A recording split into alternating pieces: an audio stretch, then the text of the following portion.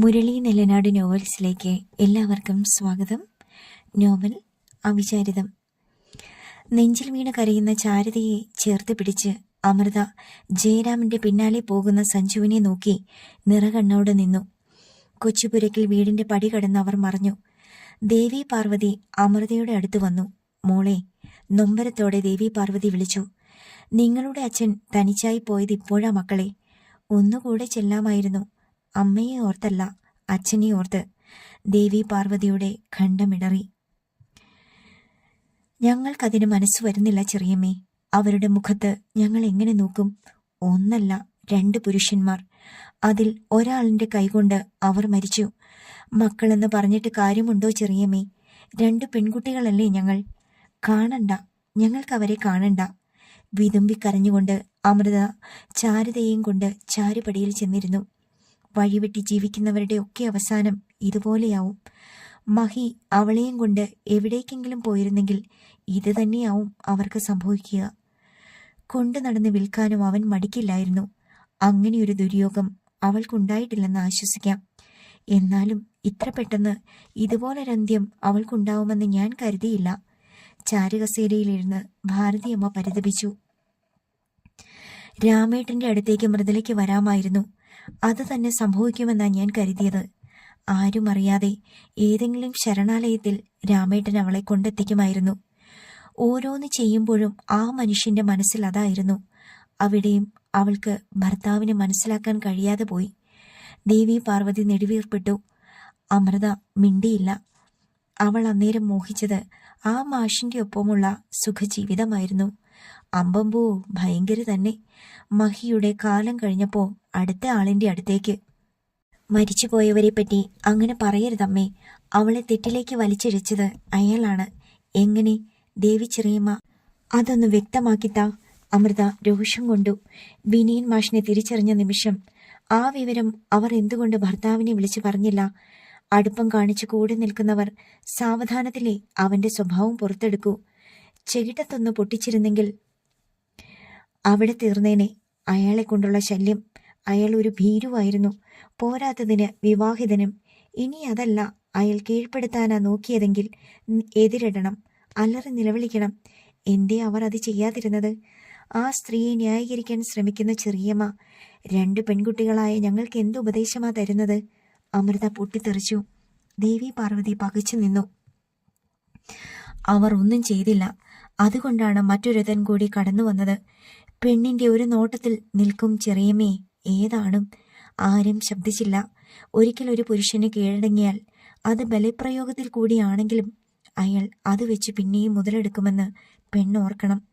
അമൃത മുഖം വെട്ടിച്ച് തെല്ല് നേരം നിന്നു കിതച്ചു. പെണ്ണ് തളരുന്നത് അവിടെയാ. തന്റെ നിസ്സഹായത കൊണ്ട് മാനം പോയാൽ ഭർത്താവിനോട് തുറന്നു പറയണം. അയാൾ എച്ചിലെന്ന് കരുതി തള്ളിക്കളഞ്ഞാൽ അന്തസ്സായി ജീവിക്കണം. അങ്ങനെ ഒരു അമ്മയെ ഒരു മക്കളും വെറുക്കില്ല. ഭർത്താവില്ലെങ്കിൽ അമ്മയ്ക്കൊപ്പം മക്കളുണ്ടാവും. അവർ ചെയ്ത കൊടിയ തെറ്റുപോലും ക്ഷമിക്കാനുള്ള ഒരു മനസ്സ് ഞങ്ങളുടെ അച്ഛനുണ്ടായില്ലേ? അമൃത കരഞ്ഞുകൊണ്ട് കോലായുടെ അങ്ങേയറ്റത്തേക്ക് ഓടിപ്പോയി. അമ്മൂച്ചി വിലപിച്ചുകൊണ്ട് ചാരുത അവൾക്ക് പിന്നാലെ ഓടി. ദേവി പാർവതിയുടെ ഹൃദയം പൊട്ടിപ്പിളർന്നു. ഒരു ഉപദേശക്കാരി ഇനി അവളെപ്പറ്റി പറയാൻ വന്നാലുണ്ടല്ലോ, ചൂലെടുത്ത് നിന്നെ തല്ലും. ആത്മാഭിമാനമുള്ള കുട്ടികളാ അവർ. ആ പെൺകുട്ടികളുടെ മുന്നിൽ നിനക്ക് എന്ത് വിലയുണ്ടടി? ഭാരതിയമ്മ ചീറി. ദേവി പാർവതി തെക്കേ കോലായിലേക്ക് ചെന്നു. നിലത്തിരുന്ന് കെട്ടിപ്പിടിച്ചു കരയുന്ന കുട്ടികളെ അവർ കണ്ടു. ലോക്കപ്പിനകത്ത് കാൽമുട്ടിൽ മുഖം വെച്ച് വിനീൻ മാഷിരുന്നു. തലയ്ക്കുള്ളിൽ മരവിപ്പ് മാത്രമായിരുന്നു അയാൾക്ക്. ഓയ് മാഷേ! പരിചിതമായി സ്വരം കേട്ട വിനീൻ മാഷ് മുഖമുയർത്തി. ലോക്കപ്പിന് പുറത്ത് ഇരുമ്പഴിയോട് ചേർന്ന് കാലുകൾ നീട്ടിവെച്ചിരിക്കുന്ന ഭദ്രനെ അയാൾ കണ്ടു. ഭദ്രൻ വെറ്റിലക്കറ പിടിച്ച പല്ല് കാട്ടി ചിരിച്ചു. ആള് കയറി അങ്ങ് സ്റ്റാറായല്ലോ. പത്രക്കാരും ചാനലുകാരും പുറത്ത് കാത്തുകെട്ടി നിൽക്കുക വിനയൻ മാഷിന്റെ മുഖമൊന്ന് കാണാൻ. ക്യാമറയിൽ പിടിക്കുമ്പോൾ ഒടിഞ്ഞു തൂങ്ങി തലയും കുമ്പിട്ട് നിന്നേക്കരുത്. ഇനി ഈ കിട്ടുന്ന സ്റ്റാർ വാല്യൂ മാത്രമേ ഉള്ളൂ. ഭദ്രൻ കളിയാക്കി ചിരിച്ചു. വിനയൻ മാഷ് മിണ്ടിയില്ല. ഇങ്ങോട്ട് നീങ്ങിയിരി, ഞാനൊരു രഹസ്യം പറയാം. പോലീസുകാരുടെ കണ്ണു വെട്ടിച്ച ഞാൻ നിരങ്ങി ഇങ്ങോട്ട് വന്നത്. പോലീസുകാർ ശ്രദ്ധിക്കുന്നുണ്ടോ എന്ന് ഭദ്രൻ ചെരിഞ്ഞു നോക്കി. സ്റ്റേഷനകത്ത് നല്ല തിരക്കുണ്ടായിരുന്നു. നിങ്ങൾ എങ്ങനെയാ കുടുങ്ങിയതെന്ന് ഞാൻ പറയാം. അടുത്തേക്ക് വാ. വിനയൻ മാഷ് സെല്ലിന്റെ അടുത്തേക്ക് നീങ്ങിയിരുന്നു. നീ എന്താ ഇവിടെ? അടഞ്ഞ സ്വരത്തിൽ വിനയൻ മാഷ് ചോദിച്ചു. എന്തു പറയാനാ, ഇന്നത്തെ കാലത്ത് നല്ലൊരു കാര്യം ചെയ്താലും ഇതാ അവസ്ഥ. പോലീസിനെ സഹായിച്ചേക്കാമെന്ന് കരുതി ചാടി പുറപ്പെട്ടതാ. എന്റെ പേരിലുള്ള ഏതോ പഴയ അടിപിടി കേസിൽ അവൻ എന്നെ പൂട്ടിക്കളഞ്ഞു. നന്ദിയില്ലാത്തവന്മാര്. വിനയൻ മാഷ് അയാളെ നോക്കിയിരുന്നു. നിങ്ങൾക്കെതിരെ മൊഴി കൊടുക്കാൻ വന്നതാ ഞാൻ. ഭദ്രൻ വെളുക്കെ ചിരിച്ചു. വിനയൻ മാഷ് ഞെട്ടി. നീയാണോ എനിക്കെതിരെ മൊഴി കൊടുത്തത്? അയാളുടെ ഒച്ച മുരണ്ടു. അതേന്ന്. പിന്നെ അവിടെ കണ്ട കാര്യം പുറത്തറിയിക്കണ്ടേ? അല്ലെങ്കിൽ ആ പാവം ജയരാമൻ പെട്ടുപോവില്ലേ?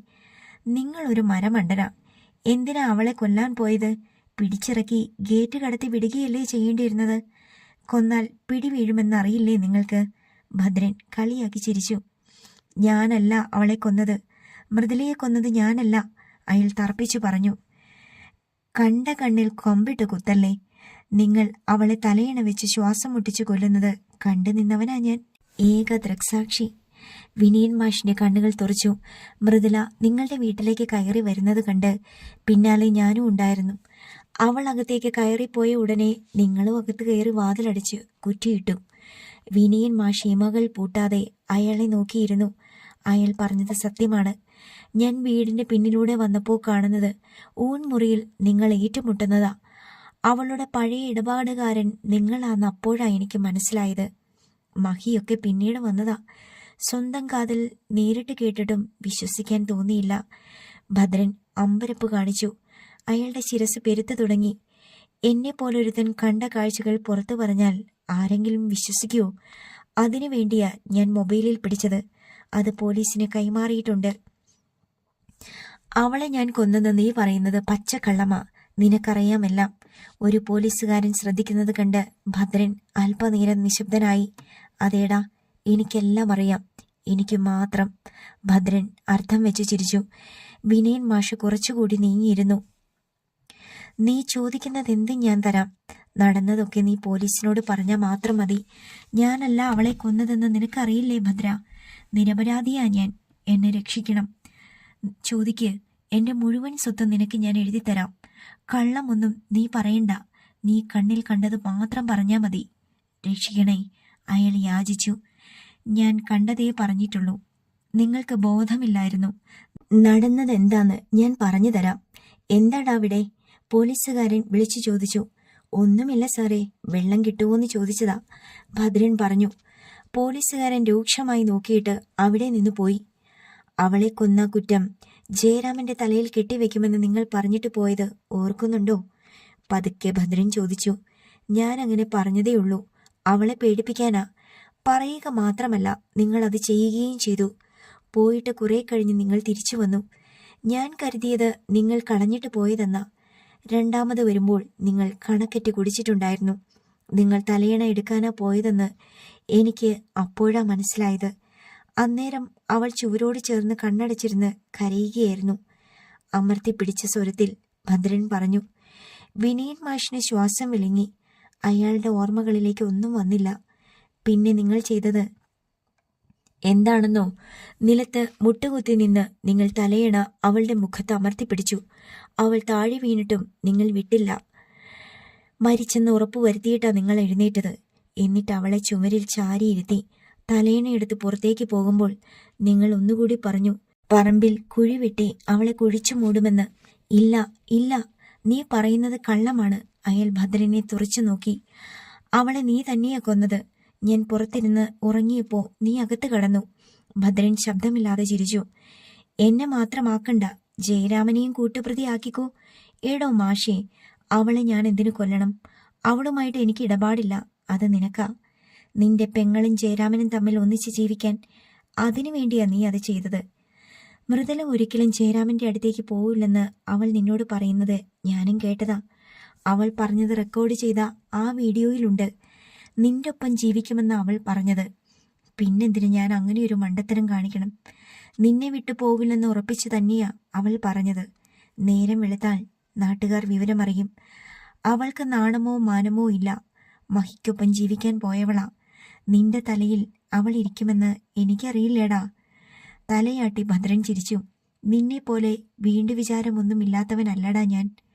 അടിപിടി പോലെയല്ല കൊലപാതകം.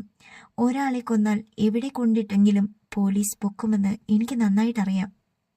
അതറിയാതെ പോയത് നിനക്കാ. നീ അവളെ കൊന്നതിന് ശേഷമാ പുറത്തിറങ്ങിയത്. അത് കണ്ടിട്ടാ ഞാൻ സ്ഥലം വിട്ടത്. വിനയൻ മാഷിന്റെ ഓർമ്മകളിൽ പുക മൂടി. ഭദ്രൻ മുഖം അഴിയോട് അടുപ്പിച്ചു. വിശ്വാസം വരുന്നില്ലെങ്കിൽ ഞാനത് നിനക്ക് കാണിച്ചു തരാം. നീ അവളെ കൊല്ലുന്ന മറ്റൊരു വീഡിയോ കൂടി എൻ്റെ കയ്യിലുണ്ട്. അത് പോലീസിന് കൊടുത്തിട്ടില്ല. അതിപ്പോ ഗോപാൽജിയുടെ മോൻ സഞ്ജുവിന്റെ കയ്യിലാ. ഒറ്റയടിക്ക് നിന്നെ വീഴ്ത്തണ്ട എന്ന് കരുതി ആ പയ്യന അത് മാറ്റിവെച്ചിരിക്കുന്നത്. വിനയൻ മാഷ് 2 കൈകൊണ്ട് തലമുടി വലിച്ചു പറിച്ചു. നീ രക്ഷപ്പെടില്ലടാ. ഇനിയുള്ള നിന്റെ കാലം ഇരുമ്പഴിക്കുള്ളില. നീ അനുഭവിക്കണം. ഭദ്രൻ അവിടെ നിന്ന് നിരങ്ങി മാറി. വിനയൻ മാഷ് ശക്തിയായി ശിരസിൽ പ്രഹരിച്ചു. അയാൾ പറഞ്ഞതാണോ സത്യം? പൂമുഖത്തേക്ക് വരുന്നത് വരെയുള്ള ഓർമ്മകളേയുള്ളൂ. വീണ്ടും മദ്യപിച്ചിട്ട് താൻ അകത്തേക്ക് പോയതാവുമോ? തന്റെ മുറിയിലെ തലയണ എങ്ങനെ മടിയിൽ വന്നു? രാവിലെ കണ്ണു തുറക്കുമ്പോൾ തന്റെ കൂടെ അതുണ്ടായിരുന്നു. അവളെ കൊന്നത് താൻ തന്നെയാണോ? അല്ല, അല്ല. ആ, വിനയൻ മാഷ് നിലത്തെ വീണുരുണ്ട് അലറി വിളിച്ചു. സിറ്റൗട്ടിലെ ചാരുകസേരയിൽ ജയരാമൻ കണ്ണുകൾ അടച്ചു കിടന്നു. നാട്ടുകാരിൽ കുറച്ചുപേർ മുറ്റത്ത് ടാർപോളിൽ വലിച്ചു കെട്ടുന്നുണ്ടായിരുന്നു. സന്ധ്യയായപ്പോൾ ഗേറ്റ് മുതൽ മുറ്റം വരെ കിട്ടിയ ട്യൂബ് ലൈറ്റുകൾ പ്രകാശിക്കാൻ തുടങ്ങി. പോസ്റ്റ്മോർട്ടം നാളെയേ നടക്കൂ എന്ന് വിവരം കിട്ടിയിരുന്നു. ജയരാമ, താഴ്ന്ന സ്വരത്തിലുള്ള വിളി കേട്ട് ജയരാമൻ കണ്ണു തുറന്നു. വിനയൻ മാഷിന്റെ ഏട്ടൻ വിജയരാഘവൻ മുന്നിൽ നിൽപ്പുണ്ടായിരുന്നു. വിജയേട്ടൻ ഇരിക്കെ, ജയരാമൻ പതുക്കെ പറഞ്ഞു. അയാൾ ഇരുന്നു. നിന്നോട് എന്തു പറയണമെന്ന് എനിക്കറിയില്ല. വിവരമറിഞ്ഞ ഉടൻ ഞാൻ ജലജയെ കാണാൻ പോയിരുന്നു. ഇത്രയും കാലം ഞങ്ങളിൽ നിന്ന് അവളും അത് ഒളിപ്പിച്ചു വെച്ചു. ഒരു കുടുംബം അവളായി തകർന്നു പോകരുതെന്ന് കരുതിയ പുറത്തു പറയാതിരുന്നത്. ജലജ ടീച്ചറെ പോലുള്ളവർ കാണിക്കുന്ന ദയ കൊണ്ട് എത്രയോ പേർ വിഡ്ഢികളായി ജീവിക്കുന്നു അല്ലേ? ജയരാമൻ സ്വയം പരിഹസിച്ചു. കുടുംബത്തിൽ കരിവാരി തേക്കാനുണ്ടായ സന്തതി. ചാനലുകളിലൊക്കെ വാർത്ത വരുന്നുണ്ട്. നാളെ പത്രങ്ങളിലും ഉണ്ടാവും. അച്ഛൻ്റെ പേര് കൂട്ടി കാണുന്നതാ സഹിക്കാൻ കഴിയാത്തത്. ഇനി തലയുയർത്തി നടക്കാൻ കഴിയോ? എൻ്റെ മൂത്ത പെൺകുട്ടി വിവാഹപ്രായം തികഞ്ഞു നിൽക്കുന്നു. അയാളുടെ ഖണ്ഡമിടറി. ഞാനും എൻ്റെ മക്കളും അനുഭവിച്ചതോളം വരുമോ വിജയേട്ടനുണ്ടായ അപമാനം? അല്പനേരം അയാൾ മിണ്ടാതെ ഇരുന്നു. ഞങ്ങളെല്ലാം ചേർന്ന് ഒരു തീരുമാനമെടുത്തു. അവനു വേണ്ടി ഞങ്ങൾ ഒന്നും ചെയ്യില്ല. അവനെ ജാമ്യത്തിലിറക്കാനോ വക്കീലിനെ വെക്കാനോ ഒന്നും ഞങ്ങളില്ല. കോടതി കൊടുക്കുന്ന പരമാവധി ശിക്ഷ അവന് കിട്ടണം. തൂക്കാൻ വിധിച്ചാൽ അത് നല്ലൊരു വിധിയാണെന്നേ ഞങ്ങൾ പറയൂ. ജയരാമൻ കണ്ണടച്ചിരുന്നു. എന്നാൽ ഞാൻ ഇറങ്ങുക. നിന്നെ വന്നൊന്ന് കാണണമെന്ന് തോന്നി. ഒന്ന് നെടുവേർപ്പിട്ട് അയാൾ ഇറങ്ങിപ്പോയി. രാത്രി നീണ്ടതോടെ മുറ്റത്തും പന്തലിലുമുണ്ടായിരുന്ന നാട്ടുകാരൊക്കെ പിരിഞ്ഞുപോയി. സിറ്റൗട്ടിൽ ജയരാമൻ മാത്രമായി. ഉണർവിലും പാതി മയക്കത്തിലും കസേര വിട്ട് അയാൾ എഴുന്നേറ്റില്ല. സ്വപ്നങ്ങളുടെ ശവക്കൂമ്പാരത്തിന് മുന്നിലിരുന്ന് അയാൾ രാത്രി തള്ളി നീക്കുകയായിരുന്നു. രാവിലെ മുതൽ ജയരാമന്റെ വീട്ടിലേക്ക് ഒറ്റയ്ക്കും കൂട്ടമായും നാട്ടുകാർ വന്നു തുടങ്ങി. അവർക്ക് മുന്നിൽ വലിയൊരു ഗുണപാഠ കഥ പോലെ പ്രദർശന വസ്തുവായി അയാൾ തളർന്നിരുന്നു. ജയരാമന്റെ ബന്ധുക്കൾ വന്നെങ്കിലും അവർ വീട്ടിൽ കയറിയില്ല. ആൾക്കൂട്ടത്തെ ഇരുവശത്തേക്കും വകിഞ്ഞു മാറ്റി ഒരു ആംബുലൻസ് അറച്ചറച്ച് മുറ്റത്തേക്ക് വന്നു. ജയരാമൻ എഴുന്നേറ്റ് നിന്നു. അവൾ വരികയാണ്. ജയരാമൻ സിറ്റൗട്ടിൽ നിന്ന് മറ്റൊരു കാഴ്ച കൂടി കണ്ടു.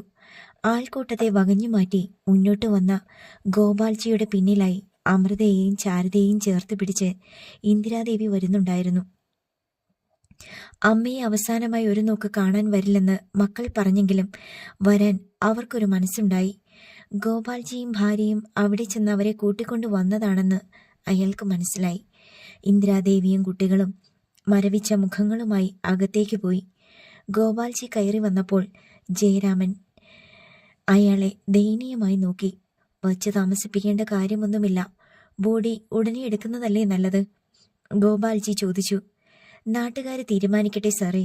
മുണ്ടുള്ളിച്ചന്ദ്രന്റെ നേതൃത്വത്തിൽ നാട്ടുകാർ ചേർന്ന് മൃദുലയുടെ ബോഡി ഹാളിൽ കൊണ്ടുവന്ന് കിടത്തി. ജയരാമൻ വന്ന് നോക്കി നിന്നതല്ലാതെ അമൃതയോ ചാരുതയോ അവിടേക്ക് വന്നില്ല. ഭൗതിക ശരീരം കാണാൻ വന്ന ആരുടെ മുഖത്തും സഹാനുഭൂതിയോ കാരുണ്യമോ ഉണ്ടായില്ല. നോക്കി നിൽക്കെ ജയരാമന്റെ കണ്ണു നിറഞ്ഞു. ഇതുവരെയുള്ള മൃദുലയുടെ ജീവിതത്തിന് മുന്നിൽ കണ്ണീർ പൊഴിച്ചത് അവളുടെ ഭർത്താവ് മാത്രമായിരുന്നു. നഷ്ടങ്ങളെല്ലാം അയാൾക്കു മാത്രമായിരുന്നു. ശവസംസ്കാര ചടങ്ങുകൾ ഒന്നൊന്നായി ആരംഭിച്ചു. കർമ്മങ്ങൾ ചെയ്യാൻ മക്കളെ കൂട്ടിവരാൻ ഗോപാൽജി ചെന്ന് ഇന്ദിരാദേവിയോട് പറഞ്ഞു.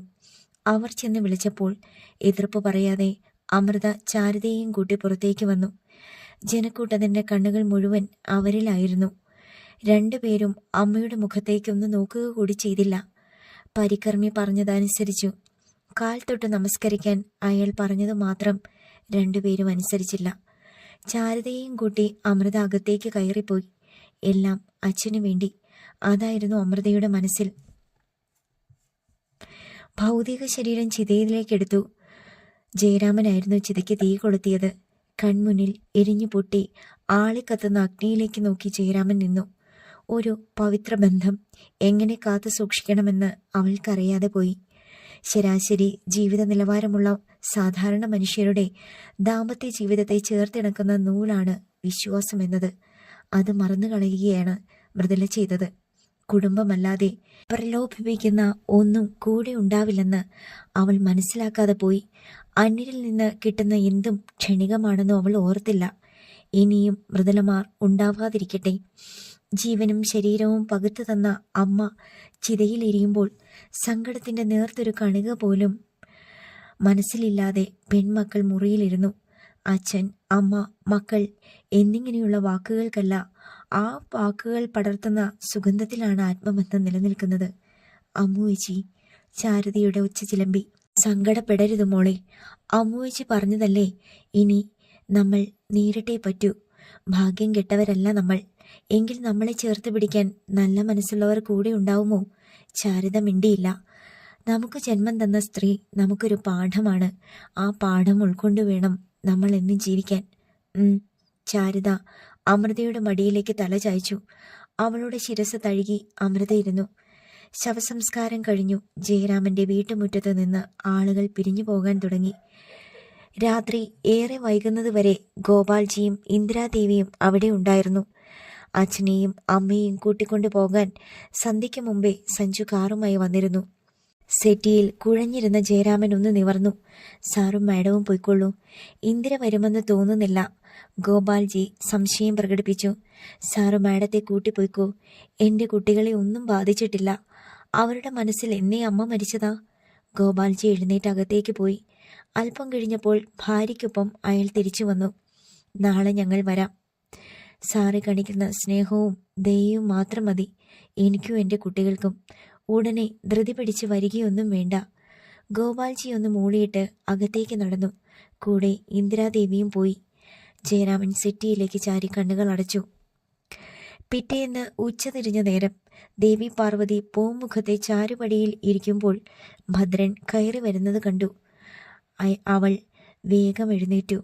ഷർട്ടിന്റെ കോളർ വലിച്ചു കയറ്റി ചിരിച്ചുകൊണ്ട് ഭദ്രൻ കോലായിൽ കയറി ചാരുപടിയിൽ കാൽ മടക്കി വെച്ചിരുന്നു. നീ എന്താടി ദേവി ഇങ്ങനെ നോക്കുന്നത്? അയാൾ ചിരിച്ചു. ഞാൻ ജാമ്യത്തിലിറങ്ങി. മറ്റവനെ 14 ദിവസത്തേക്ക് റിമാൻഡ് ചെയ്തിട്ടുണ്ട്. ഇനിയല്ലേ തെളിവെടുപ്പൊക്കെ. അയാൾ മൃദുലയെ കൊല്ലുന്നത് സത്യമായി നീ കണ്ടായിരുന്നോ ഭദ്ര? ഭാരതിയമ്മ ചോദിച്ചു. ഞാൻ കണ്ടതാ ചെറിയമ്മേ. മൊബൈലിൽ പിടിച്ച് അത് പോലീസിനെ ഏൽപ്പിച്ചിട്ടല്ലേ അവർക്ക് വിശ്വാസമായത്. അയാൾ അവളെ കൊല്ലുന്നത് നോക്കി നിന്ന് ഫോണിൽ പിടിക്കാൻ ഭദ്രേട്ടൻ എങ്ങനെ മനസ്സു വന്നു? ദേവി പാർവതി വേദനയോടെ ചോദിച്ചു. ഭദ്രേട്ടൻ ഒച്ച വെച്ചിരുന്നെങ്കിൽ ഒരു ജീവൻ രക്ഷിക്കാമായിരുന്നു. അവള് ജീവിച്ചിരുന്നിട്ട് എന്ത് പ്രയോജന ഉള്ളത്? സ്വന്തം മക്കൾക്ക് അവളെ വേണ്ട. അവൾ തീരേണ്ടത് അവന്റെ കൈകൊണ്ട് തന്നെയാ. അവനും കിട്ടും കുറഞ്ഞതൊരു ജീവപര്യന്തം. ഭദ്രേട്ടൻ അപ്പോൾ തന്നെ രാമേട്ടനെ വിവരം അറിയിച്ചിരുന്നെങ്കിൽ അവളെ ഏതെങ്കിലും ഓർഫണേജിൽ കൊണ്ടെത്തിച്ചേനെ. പരിഹസിച്ച് ഭദ്രൻ ചിരിച്ചു. അവളെ പോലുള്ള വഞ്ചകിമാർക്ക് കഴിയാനുള്ള സ്ഥലമല്ല ഓർഫണേജ്. അല്ലെങ്കിൽ തന്നെ മറ്റുള്ളവർക്ക് ഭാരമാവാമെന്നല്ലാതെ എന്ത് ജീവിതമാണടി അവൾക്കിനി കിട്ടാൻ പോകുന്നത്? ഭർത്താവ് കുടുംബത്തിനു വേണ്ടി കഷ്ടപ്പെടുമ്പോൾ 2 ആണുങ്ങളുടെ പിന്നാലെ പോയവൾ അവൾ. ജയരാമൻ അധ്വാനിച്ചുണ്ടാക്കിയതെല്ലാം ജോലിയും കൂലിയില്ലാത്ത ഒരു വായി നോക്കിക്ക് അടിയറവ് വെച്ചു. ഭർത്താവിനെ കൂലിക്ക് ആളെ വെച്ച് കൊല്ലിക്കാൻ നോക്കിയ ഐറ്റമാ അത്. ഞാൻ എന്തിന് ഒച്ച ഉണ്ടാക്കി അവളെ രക്ഷിക്കണം? ഒരു പഴഞ്ചൊല്ലുണ്ട്, വേലി ചാടിയ പയ്യന് കോലുകൊണ്ട് മരണമെന്ന്. ഞാൻ ആ നേരത്ത് അവിടെ എത്തിയത് ഭാഗ്യമായിട്ടാ കരുതുന്നത്. അല്ലെങ്കിൽ ജയരാമൻ ഇരുമ്പഴി എണ്ണിയനെ. ദേവി പാർവതി പിന്നീട് ഒന്നും പറഞ്ഞില്ല. നിനക്ക് രാവിലെയെങ്കിലും ആ കുട്ടികളെ ചെന്നൊന്ന് കാണാൻ തോന്നിയില്ലല്ലോ. ഇന്നലെ മുഴുവനും ഇവിടെ ഉണ്ടായിരുന്ന കുട്ടികളല്ലേ അവർ. ഭദ്രൻ കുറ്റപ്പെടുത്തി. ഞാൻ എങ്ങനെ അങ്ങോട്ട് പോകും? ഇനി അതു മതി രാമേട്ടൻ ഒരപവാദ കഥ കേൾക്കാൻ. ദേവി പാർവതി അയാൾക്ക് കുടിക്കാനെടുക്കാൻ അകത്തേക്ക് പോയി. ഭദ്രൻ ഭാരതി അമ്മയെ നോക്കി ചിരിച്ചു. ജയരാമന്റെ മക്കൾക്ക് അമ്മയായി ദേവി വേണമെന്ന് അവർ ഇവിടെ വന്ന് പറഞ്ഞപ്പോൾ ദേവി പറഞ്ഞത് ചെറിയമ്മ ഓർക്കുന്നുണ്ടോ? മൃദുല ജീവിച്ചിരിക്കുന്ന കാലത്തോളം ആരും അതേപ്പറ്റി ചിന്തിക്കരുതെന്ന്. ഇപ്പോ മൃദുല ഇല്ലല്ലോ. ഭദ്ര, ഭാരതി അമ്മ അറിയാതെ വിളിച്ചു. അതേ ചെറിയമ്മേ, കുറ്റപത്രം കോടതിയിലെത്താതെ ജയരാമന് മക്കളെയും കൂട്ടി ഇവിടുന്ന് പോകാനാവില്ല. ചെറിയമ്മ നോക്കിക്കോ, അവനും കുട്ടികളും ഇവിടെ നിന്ന് പോകുമ്പോൾ അവർ ആഗ്രഹിച്ചതുപോലെ അവരുടെ അമ്മയായി ദേവിയും കൂടെ ഉണ്ടാവും. അകത്തു നിന്ന് ഭദ്രന്റെ വാക്കുകൾ ദേവി പാർവതി കേട്ടു. എന്റെ ദൈവമേ, ഞാൻ അറിയാതെ പറഞ്ഞത് അറം പറ്റിയതുപോലെ ആയോ? ശ്വാസകോശം സ്പോഞ്ച് പോലെയാണ്. സഞ്ജു സിനിമാ തിയേറ്ററിൽ കയറുമ്പോൾ പുകവലിക്കെതിരെയുള്ള ഡോക്യുമെന്ററി സ്ക്രീനിൽ ഓടുകയാണ്. തിയേറ്റർ ജീവനക്കാരൻ ടോർച്ച് മിന്നിച്ച് അവനെ സീറ്റിൽ കൊണ്ടിരുത്തിയിട്ട് പോയി. സിനിമ കാണാൻ വേണ്ടി അവൻ വന്നതായിരുന്നില്ല. സോനു അവനെ നേരിൽ കാണാനും സിനിമ കാണാനും വേണ്ടി ക്ഷണിച്ചതായിരുന്നു. സിനിമയുടെ പ്രൊമോഷനു വേണ്ടി അവൾ ആ തിയേറ്ററിൽ വരുന്നുണ്ടെന്നും അറിയിച്ചിരുന്നു. അവളുടെ ആദ്യത്തെ സിനിമയായതുകൊണ്ട് ക്ഷണം നിരസിക്കാൻ അവന് തോന്നിയില്ല. സിനിമ തുടങ്ങി. ചിന്തിച്ചാൽ അന്തമില്ല, ചിന്തിച്ചില്ലേ ഒരു കുന്തവുമില്ല എന്ന ടൈറ്റിൽ തെളിഞ്ഞപ്പോൾ കൂക്കുവിളിയും വിസിലടിയും ഉയർന്നു. അല്പസമയം കഴിഞ്ഞപ്പോൾ കാണികൾ നിശബ്ദരായി. അവന്റെ മുൻധാരണകളെ തെറ്റിച്ചുകൊണ്ട് സിനിമയുടെ ഓരോ ഷൂട്ടും മാറി മാറിക്കൊണ്ടിരുന്നത്. ഉജ്ജ്വലമായ അഭിനയമാണ് സോനു കാഴ്ചവെച്ചത്.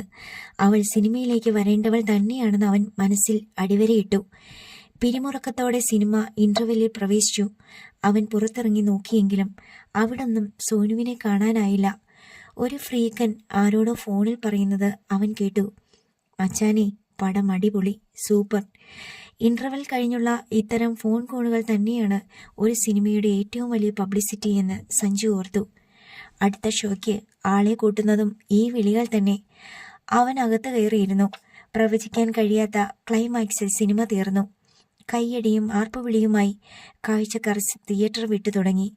സഞ്ജു ഒടുവിലാണ് പുറത്തു വന്നത്. അവിടെ സോനുവും ഭാമിനിയും ഒരു കൂട്ടം ചെറുപ്പക്കാരും ആഹ്ലാദത്തോടെ നിൽപ്പുണ്ടായിരുന്നു. ഹായ് സഞ്ജു. അവനെ കണ്ട് സോനു വിഷ് ചെയ്തു. അവൻ അങ്ങോട്ട് നടന്നു. ഫിലിം എങ്ങനെയുണ്ട് സഞ്ജു? ഭാമിനി താല്പര്യത്തോടെ ചോദിച്ചു. നന്നായിട്ടുണ്ട് ആൻറ്റി, ഞാൻ ഇത്രയും പ്രതീക്ഷിച്ചില്ല. സോനു തകർത്തിട്ടുണ്ട്. ദൈവം അനുഗ്രഹിച്ചു എന്ന് പറയാം. തിരിച്ചു പോയാലോ എന്ന് കരുതി മനസ്സ് മടുത്തിരുന്നപ്പോഴാണ് ഗോപികൃഷ്ണൻ സാറിന്റെ വിളി വരുന്നത്. സോനു തൂവാല കൊണ്ട് ആനന്ദ ബാഷ്പം ഒപ്പുന്നത് അവൻ കണ്ടു. സോനു ഒരു നല്ല ആർട്ടിസ്റ്റ് ആവുമെന്ന് ദൈവം നിശ്ചയിച്ചിട്ടുണ്ടെങ്കിൽ അത് നടക്കുക തന്നെ ചെയ്യും. എനിക്ക് വലിയ സന്തോഷവും അഭിമാനവുമുണ്ട് സോനുവിന്റെ ഫ്രണ്ടായതിൽ. ഇനി അടുത്ത ചിത്രം പുറത്തിറങ്ങുമ്പോൾ തിരക്കുകൾക്കിടയിൽ എന്റെ കാര്യം മറന്നുപോയെന്ന് വരാം. അത് സ്വാഭാവികമാണ്. എനിക്കിപ്പോ കിട്ടിയ ഭാഗ്യം മതി. മനസ്സ് തുറന്നാണ് അവൻ പറഞ്ഞത്. സോനു എന്തോ പറയാൻ തുടങ്ങുമ്പോൾ സ്ക്രിപ്റ്റ് റൈറ്റർ ഗോപികൃഷ്ണൻ അങ്ങോട്ട് വന്നു. നല്ല റിപ്പോർട്ടുകളല്ല ഇടത്തുനിന്നും വരുന്നത്. പടം സൂപ്പർ ഹിറ്റ് തന്നെ. ഇനി ടെൻഷനൊന്നും വേണ്ട. അയാൾ സോനുവിന് കൈ കൊടുത്തു. സാറിന് ഈ കക്ഷിയെ മനസ്സിലായില്ലേ? സോനു സഞ്ജുവിനെ നോക്കിയിട്ട് അയാളോട് ചോദിച്ചു. ആ, ഇവൻ മഹേഷിന്റെ പടത്തിൽ അഭിനയിക്കാൻ വന്നതല്ലേ? എന്താടാ മോനെ നിന്റെ പേര്? ഗോപികൃഷ്ണൻ അവനെ തിരിച്ചറിഞ്ഞു. സഞ്ജു. ചിരിയോടെ അവൻ പറഞ്ഞു. മഹേഷ് ട്രെയിനിന് തലവെച്ചു. നീ അറിഞ്ഞില്ലേ? അവൻ ഫ്രോഡാണെന്ന് പിന്നീടല്ലേ അറിയുന്നത്. പലരുടെയും പണം കൊണ്ടാ അവൻ ഷോ കാണിച്ചത്. 1.5 കോടി ഞങ്ങൾക്കും പോയില്ലേ സർ? എന്റെ ഷെയർ വിറ്റ് കിട്ടിയ പണമായിരുന്നു. ഭാമിനിയുടെ സ്വരത്തിൽ വേദന കലർന്നു. ആ 1.5 കോടി നഷ്ടപ്പെട്ടെന്ന ചിന്ത ഇനി ഭാമിനിക്ക് വേണ്ട. ഞാനും ഡയറക്ടർ അജയ് ദേവോസും ചില തീരുമാനങ്ങൾ എടുത്തിട്ടുണ്ട്. അവൻ വണ്ടിക്ക് തലവെച്ചെന്നറിഞ്ഞ ദിവസം ഞങ്ങൾ സംസാരിച്ചത് അതായിരുന്നു. ആ പടം നമ്മൾ വീണ്ടും ചെയ്യും. ടൈറ്റിൽ മാറ്റിയാൽ മാത്രം മതി. അവന് പറയത്തക്ക ബന്ധുക്കളൊന്നുമില്ല. പിന്നെ കോ പ്രൊഡ്യൂസറായി ഭാമിനി ഉണ്ടല്ലോ. അജിയും ഞാനും ഭാമിനിയും ചേർന്ന് ആ പടം പ്രൊഡ്യൂസ് ചെയ്യും. ഭാമിനിയുടെയും സോനുവിൻ്റെയും മുഖങ്ങൾ വിടർന്നു. വിശ്വസിക്കാമോ സർ? 100%. സോനുവിന് അയാൾ ഉറപ്പുകൊടുത്തു. ആരോ വിളിച്ചപ്പോൾ ഗോപികൃഷ്ണൻ അങ്ങോട്ട് പോയി. നഷ്ടപ്പെട്ടതെല്ലാം തിരിച്ചു കിട്ടുകയാണ്. സോനുവിന് ഇനി നല്ല കാലമാണ്. സഞ്ജു അവളെ നോക്കി ചിരിച്ചു. Thank you Sanju. അവളും ഹൃദ്യമായി ചിരിച്ചു. മധ്യവയസ്കയായ ഒരു സ്ത്രീ സോനുവിൻ്റെ അടുത്തേക്ക് വന്നു. ഹായ് സോനുകുട്ടി, കൺഗ്രാജുലേഷൻസ്. ആ സ്ത്രീ അവളെ ആശ്ലേഷിച്ചു. മോനൊന്നു വന്നേ. ഭാമിനി സഞ്ജുവിനെയും കൂട്ടി മാറി നിന്നു. മൃദുലയെ ആരോ കൊന്നതായി പത്രത്തിൽ ന്യൂസ് കണ്ടു. അതേപ്പറ്റി കൂടുതൽ അറിയാനാ സഞ്ജുവിനെ നേരിൽ കാണണമെന്ന് ആഗ്രഹിച്ചത്. അവൻ വിവരങ്ങളൊക്കെ ചുരുക്കി പറഞ്ഞു. അവൻ മരിച്ചപ്പോൾ അവർ അയാളുടെ അടുത്തേക്ക് പോയി. അവർ അങ്ങനെ ആയതിൽ അയാളല്ലേ ഉത്തരവാദി. പക്ഷേ കൊല്ലാൻ പാടില്ലായിരുന്നു. ഭാമിനിയുടെ വാക്കുകൾ കേട്ട് സഞ്ജു ചിരിച്ചു. മഹിയെയും കൊന്നതല്ലേ? ഭാമിനിയിലൊരു നടുക്കമുണ്ടായി. മഹി ഒരിക്കലും ആത്മഹത്യ ചെയ്യില്ലെന്ന് എനിക്കറിയാം. പോലീസും നാട്ടുകാരും അവൻ്റെ ബന്ധുക്കളും സുഹൃത്തുക്കളും അതൊരു ആത്മഹത്യയായി എഴുതി തള്ളി.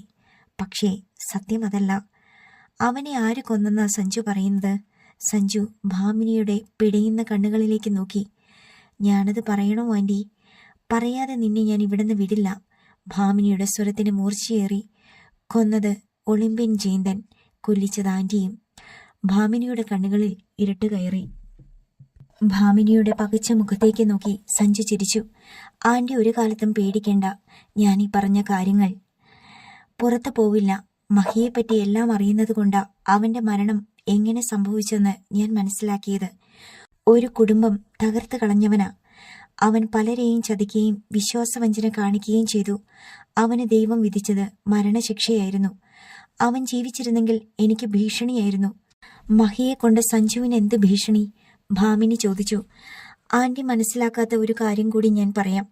മരിച്ചുപോയ ആ സ്ത്രീയുടെ മകളും ഞാനും തമ്മിൽ ഇഷ്ടത്തിലാണ്. അവൾക്ക് വേണ്ടിയാണ് ഞാൻ മഹിയുടെ പിന്നാലെ നടന്നത്. അവൻ്റെ തനി നിറം പുറത്തു കൊണ്ടുവന്നത് ഞാനാണ്. ഭാമിനി അമ്പരപ്പോടെ അവനെ നോക്കി നിന്നു. ഏറ്റവും ഒടുവിലാണ് അവൻ എന്നെ തിരിച്ചറിഞ്ഞത്. മറ്റാരേക്കാളും അവന് പക എന്നോടാണ്. നാട് വിട്ടവൻ കണക്ക് തീർക്കാൻ തിരിച്ചു വരുമെന്ന കണക്കുകൂട്ടലോടെ തന്നെയാ ഞാൻ കാത്തിരുന്നത്. വന്നത് അവൻ്റെ മരണവാർത്തയും. താൻ ചിന്തിച്ചതിനപ്പുറമാണ് സഞ്ജു എന്നും ഭാമിനിക്ക് മനസ്സിലായി. ഇനി നമുക്ക് അവനെ മറക്കാം ആൻറ്റി. പെട്ടെന്ന് പണക്കാരനാവാൻ എന്ത് വഴിയും ചെയ്യാൻ മടിക്കാത്ത ഒരു ചെറുപ്പക്കാരൻ മരണത്തിലേക്കുള്ള പരക്കം പാച്ചിലായിരുന്നുവെന്ന് കരുതാം. സോനു വരുന്നത് സഞ്ജു കണ്ടു. നമ്മൾ സംസാരിച്ചതൊന്നും ആൻറ്റി സോനുവിനോട് പറയരുത്.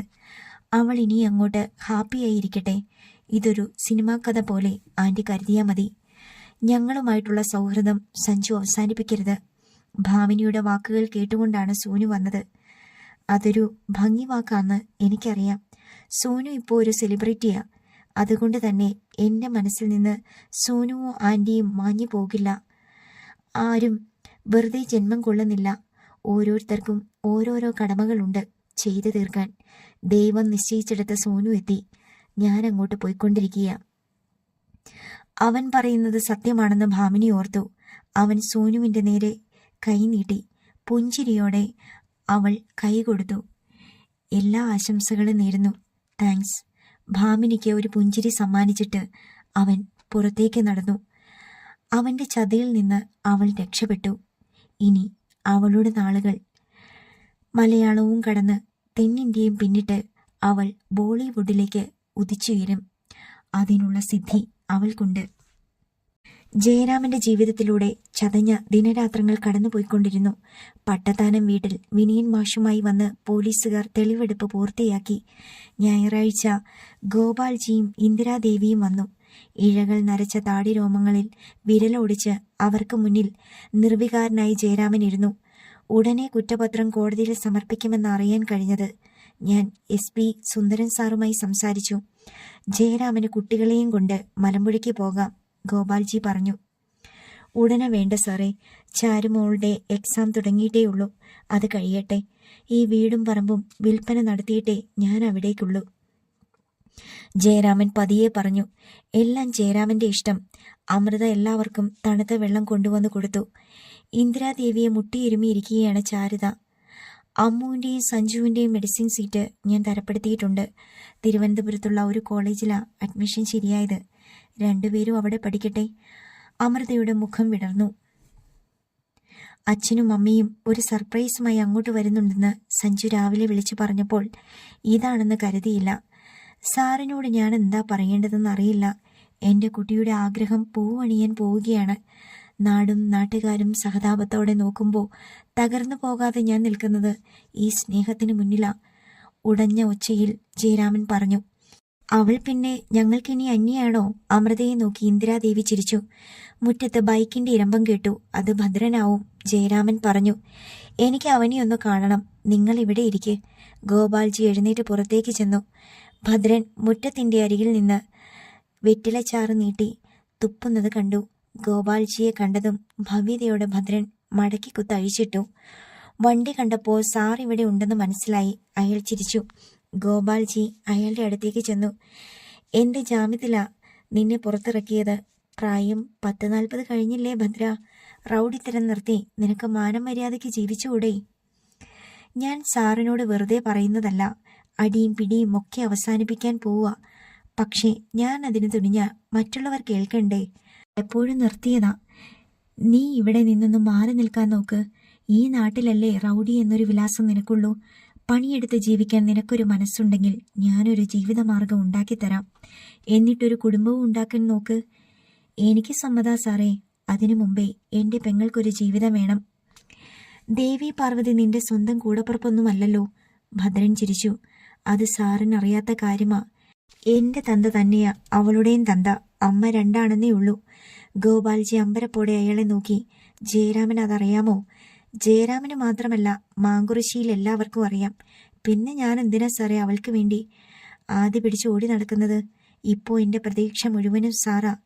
ജയരാമൻ്റെ മക്കൾക്ക് അവൾ അമ്മയെപ്പോലെയല്ല, അമ്മ തന്നെയാ. അവളെ അവിടെ കൊണ്ടെത്തിക്കണം. അതിന് സാറ് മുൻകൈ എടുത്താലേ നടക്കൂ. ജയരാമന് മനസ്സ് വന്നാലും ദേവി അതിന് തയ്യാറാവില്ലെന്നാ ഞാൻ മനസ്സിലാക്കിയത്. ഇത്രയൊക്കെ ആയിട്ടും അവൾ ഇങ്ങോട്ടൊന്ന് വന്നോ? ഒരവസരത്തിന് വേണ്ടി കാത്തു നിന്നതാന്ന തോന്നല അവളുടെ മനസ്സിൽ. ജയരാമന്റെ കൂടെ ജീവിക്കാൻ ഒരു മനസ്സില്ലാഞ്ഞിട്ടാണോ അവൾ ഇങ്ങനെ നിൽക്കുന്നത്? ദുരഭിമാനം അല്ലാതൊന്നുമില്ല സാറേ. അതവിടെ നിൽക്കട്ടെ. ഞാനൊരു കാര്യം ചോദിച്ച ഭദ്രൻ സത്യം പറയുമോ? സാറിനോട് ഞാൻ എന്തിനാ കള്ളം പറയുന്നത്? ഗോപാൽജി തിരിഞ്ഞ് സിറ്റൗട്ടിലേക്ക് നോക്കി. അവിടെ ആരുമില്ലെന്ന് ഉറപ്പുവരുത്തി. സത്യത്തിൽ മൃദുലയെ കൊന്നത് ആരാ? അത് ചെയ്തത് വിനയനല്ലെന്ന് ഞാൻ പറഞ്ഞാൽ ഭദ്രൻ നിഷേധിക്കരുത്. ആ ചോദ്യം പ്രതീക്ഷിച്ചതുപോലെ ഭദ്രൻ വെളുക്കി ചിരിച്ചു. സാർ ഇങ്ങനെയൊരു ചോദ്യം ചോദിക്കാനുള്ള കാരണം എനിക്ക് മനസ്സിലായി. എൻ്റെ പെങ്ങൾക്കൊരു ജീവിതം കിട്ടിക്കോട്ടെ എന്ന് കരുതി വിനയൻ മാഷിന്റെ കണ്ണി വെട്ടിച്ച് ഞാൻ അവളെ വകവരുത്തി എന്നല്ലേ? ഭദ്രൻ വെട്ടി തുറന്നു ചോദിച്ചു. എന്താ അങ്ങനെ സംശയിച്ചാൽ? എനിക്കെന്തായാലും ഞാനത് ചെയ്തിട്ടില്ലെന്ന് ചോദിക്കുന്നവരോട് പറയാനേ കഴിയൂ. സാറിനോടും അത് തന്നെ പറയുന്നു. അതിൻ്റെ പേരിൽ ഒരു അന്വേഷണം വരുന്നെങ്കിൽ വരട്ടെ സാറേ. ഏത് അന്വേഷണം നേരിടാനും ഞാനൊരുക്കമാ. എന്നെപ്പോലൊരാൾ ആ വീഡിയോയുമായി വരുമ്പോൾ സംശയിക്കുമെന്ന കാര്യം ഉറപ്പാ. അയാൾ ചിരിയോടെ നിന്നു. ഇനിയൊന്നും ചോദിച്ചിട്ട് കാര്യമില്ലെന്ന് ഗോപാൽജിക്ക് മനസ്സിലായി. അയാൾ പറയാൻ കൂട്ടാക്കില്ല. വെറുതെ ഇങ്ങോട്ടൊന്ന് വന്നതാ. സാറും കുടുംബവും വന്നതല്ലേ. എനിക്കിവിടെ എന്ത് കാര്യം? ഞാനങ്ങ് പോയേക്കാം. ഭദ്രൻ ബൈക്കിൽ കയറി സ്റ്റാർട്ട് ചെയ്ത് തിരിച്ചുപോയി. ജയരാമൻ പുറത്തേക്ക് വന്നു. ഭദ്രൻ പോയോ? ഞങ്ങളെ കണ്ടു പോയതാ. ഗോപാൽജി കയറി ചെന്നു. അടുത്ത ഭാഗം നാളെ.